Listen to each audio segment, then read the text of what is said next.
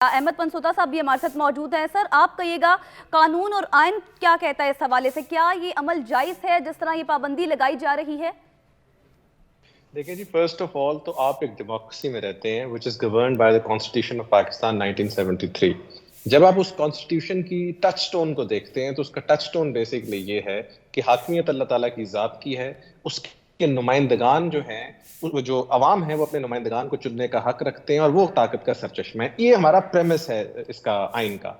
अब डेमोक्रेसीज के अंदर कोई भी अनड्यू किसी किस्म की जब आप लगाते हैं पाबंदी, उसका कोई जवाब हो तो फिर आप लगा सकते हैं। अब आज की पाबंदी 144 का ट्रैफिक के जो मामूल है उसको डिस्टर्ब करने के ऊपर लगाई गई थी। ये तो बिल्कुल मजाक करने के मुतरादिफ। आपको पता है कि आज एक रैली थी जो अनाउंस की गई थी, स्पेशली इलेक्शन माहौल है, चले इलेक्शन स्केड्यूल भी जो है वो भी अनाउंस हो गया है। दूसरी बात, इमरान खान साहब की गिरफ्तारी की बार बार बात होती है।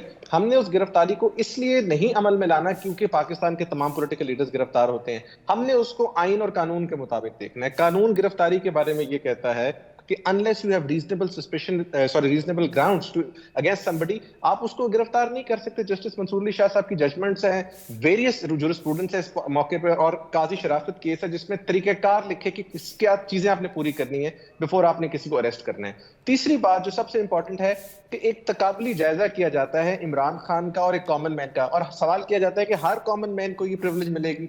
मेरा जवाब यह है कि हो सकता है ये जवाब कईयों को पसंद ना आए कि एक कॉमन मैन का और पाकिस्तान की पॉलिटिकल लीडर्स का इसलिए तकाबली जायजा नहीं बनता कि किस कॉमन मैन के ऊपर 76 केसेस हैं, किस कॉमन मैन को डेली कोर्ट में जाना पड़ रहा है, किस कॉमन मैन को ऐसी प्रॉब्लम्स फेस हैं जो पॉलिटिकल विक्टिमाइजेशन इनके साथ और पहले लीडर्स के साथ भी हुई। तो जब आप उनका कंपैरिजन करते हैं तो आप इस चीज को भी मद्देनजर रखें कि नेचर और केसेस डिफरेंट है। और एज अ लॉयर मैं बता सकता हूं कि कॉमन मैन को भी बहुत सारी प्रिविलेजेस मिलती हैं, अदालतों में हाजिरी से डिस्पेंसेशन भी मिलती है, बहुत दफा अपना मेडिकल सर्टिफिकेट दिखा के बताया जाता है कि वो पेश नहीं हो सकता। तो ये कोई ऐसी चांद से या मरीख से आई हुई चीज नहीं है जो अदालतों में जाके प्लीड हो रही है कि उनको डिस्पेंसेशन दी जाए। ये हर आदमी अच्छे वकला को हायर करके करता है। क्योंकि अब सर आपने बात की है पेशी की हवाले से, तो अगर अब जैसे कहा जा रहा है कि 13 तारीख को इमरान खान साहब ने पेश होना है, अगर वो पेश नहीं होते तो फिर क्या होगा?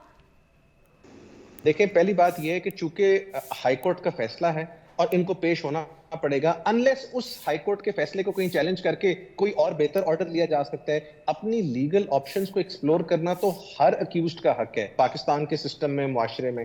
तो इसलिए मैं समझता हूं अगर उनको कुछ से बेहतर रिलीफ मिलता है और वो समझते हैं, देखिए एक रियलिटी है जिसको हमने देखना है कि अल्लाह देता जैद बकर का जब केस होता है तो उसको सुबह के टाइम ये डर नहीं होता कि कोई बंदा टांगों में गोलियां मार देगा या कोई छाती पे गोलियां मार देगा। इमरान खान साहब and like many other political leaders, they have a threat, और बड़ी रियल एंड सस्टेनेबल थ्रेट है जो थ्रेट उनको फेस है, जिसका एक बेसिकली नजीर ये है कि उनको गोलियां लग चुकी हैं। अब इस सिचुएशन में अगर वो अपनी डिस्पेंसेशन मांगते हैं तो आर्टिकल 9 हमारे कानून के अंदर राइट टू लाइफ जो सबसे सुपीरियर आर्टिकल है, जो कि सारे आर्टिकल्स को ट्रम्प करता है, वो तो नहीं आप उससे ले सकते वापस, of course subject to reasonable restrictions imposed by law. So अगर वो कह रहे हैं कि मुझे आप ये फैसिलिटी दे दें ऑफ अपेयरिंग वाया स्काइप, जो मॉडर्न डिवाइसेस के थ्रू मैं कानून में एविडेंस एक्ट के तहत पेश हो सकता हूं, तो वो आप मुझे प्रोवाइड कर दें। अगर मेरे खिलाफ कोई फैसला आता है, मैं कन्विक्ट होता हूं, मुझे आप गिरफ्तार कर लीजिए। मैं नहीं समझता ये कोई इतनी अनरीजनेबल डिमांड है बाय हिम और by any other political leader जिसको किसी किस्म की भी थ्रेट हो।